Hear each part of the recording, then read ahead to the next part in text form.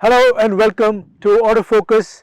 Today we're going to be driving a brand new car, a car that we have seen in the past on our streets, and yet it is a completely new avatar that is being launched. I'm talking about the new Hyundai Tucson, and we are in the outskirts of Bangalore to try and drive it, get to experience it, try and understand what it has to deliver and what it means to you as a buyer. This is the 2022 Hyundai Tucson, a car that has been in and out of Hyundai's portfolio, but is a very significant car still. And today it makes even more sense with so many buyers upgrading from the lower segments, and especially with the SUV body style being in such demand and popularity. The Hyundai Tucson is probably just about right in its timing.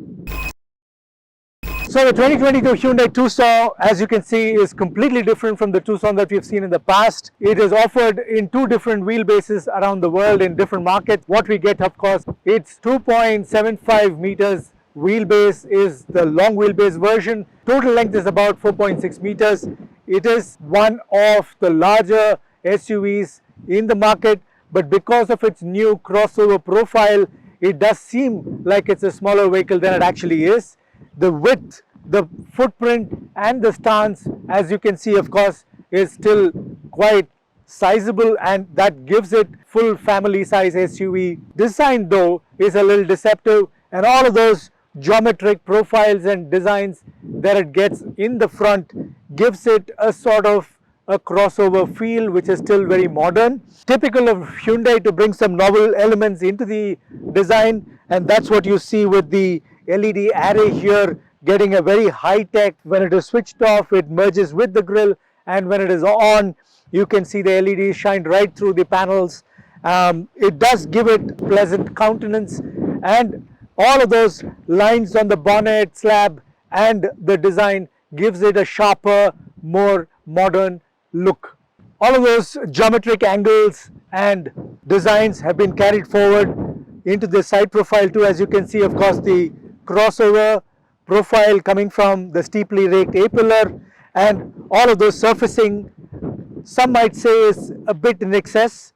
Certainly doesn't follow minimalist principles, and it looks pretty impressive still, and all of those angles meeting and relaying to the rear the design language and the squared off wheel arches. All of this gives the new Tucson quite a nice side profile.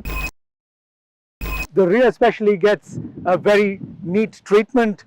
The connected tail lamps, with the tail lamps themselves looking like it gives the new Tucson a toothy grille, and there's a lot of that same triangular geometric elements built into the tail lamp too, and the tailgate itself is pretty compact, giving access to a fairly large boot, and of course it's an automatic tailgate. Some of those elements are also meant to deliver a premium message. Turn indicators, as you can see, have been moved down. The overall design language is clean. There's shut lines are tight. There's chrome elements, but they've been, they don't get the usual shiny, tacky sort of finish. These are nice brushed aluminum finished chrome elements that run on either side of the C-pillar, and the rear is a tapered profile, very typical of a crossover, though it doesn't lead to a compromise in space within the cabin.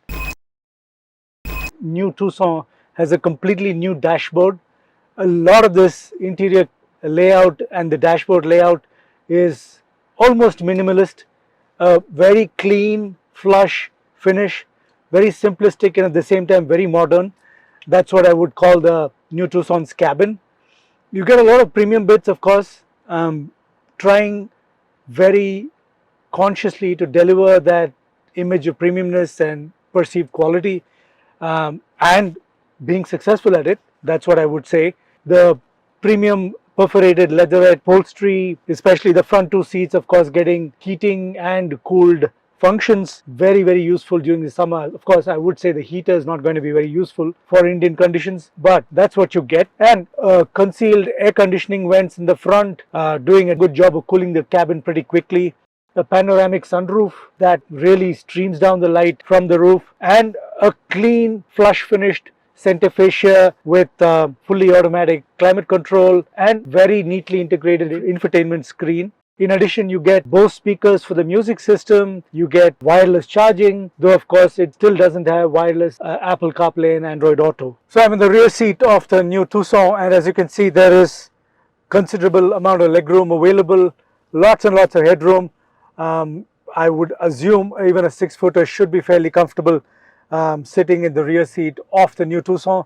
There is the additional feature for focused on rear passengers, and that is the ability to move the front seat forward, tilt it over, move it forward, any of those to try and liberate even more space if you were to be sitting at the rear. A lot of this is going to be liked by customers in this segment, many of whom may be chauffeur driven most of the time, and the fact that the seating position and the quality of the leatherette upholstery is the way it is should make long distance travel also very comfortable. The new Hyundai Tucson gets two powertrain options.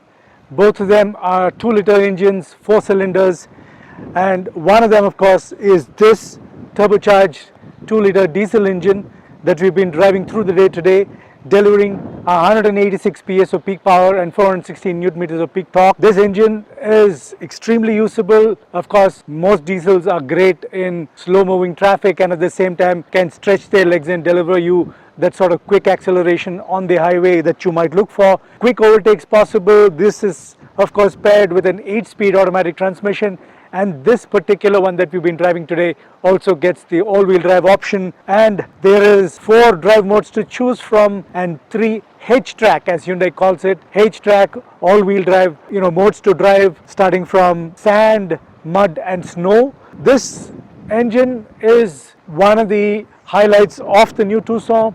I would still choose this over the petrol, though the petrol engine is also equally tractable, and there is enough of juice that you will be able to get from the petrol too. The petrol engine of course is the 2-liter NU petrol engine from Hyundai that we have already experienced in the Alcazar.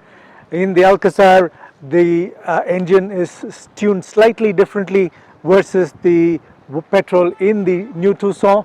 The new Tucson's same engine delivers about 156 PS of peak power, 192 Newton meters of torque. That engine of course is something that we're familiar with. It is also quick, though it did feel like it was a little strained and underpowered in the Alcazar. In this, I haven't fully experienced it, but the short drive that I did get in it, it still felt fairly nimble.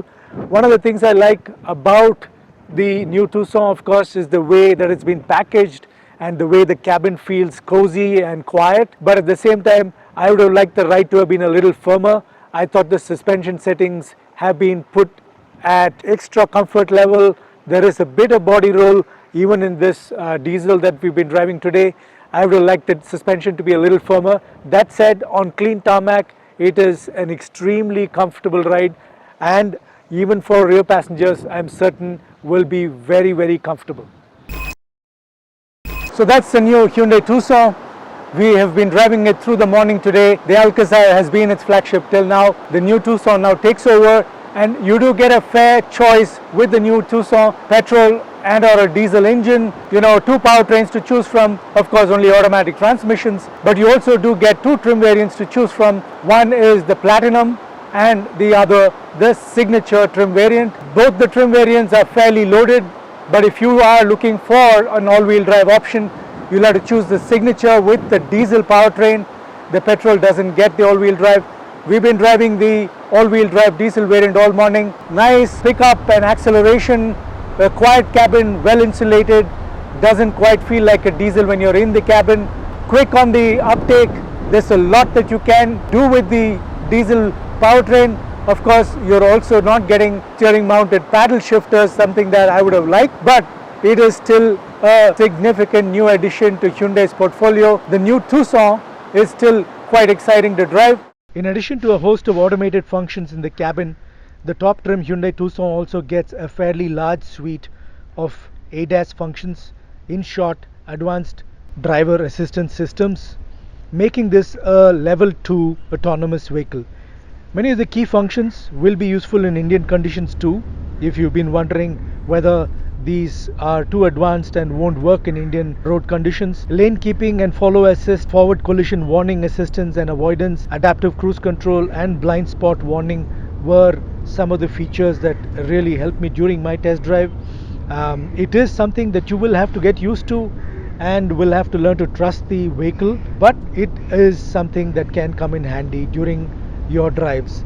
It's also interesting to note and actually experience on road that these functions have been fine-tuned after extensively testing in Indian driving conditions. Let's put some more miles on the new Tucson.